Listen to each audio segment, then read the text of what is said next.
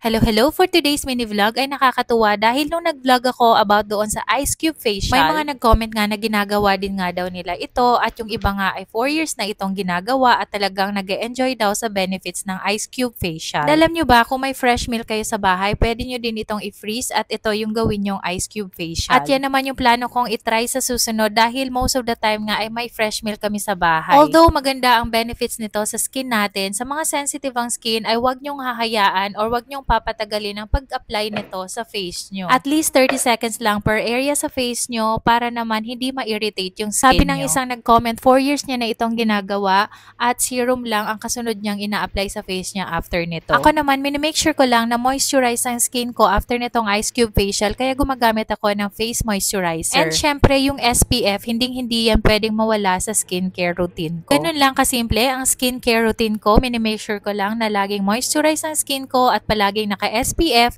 kahit hindi tayo nagbibilad.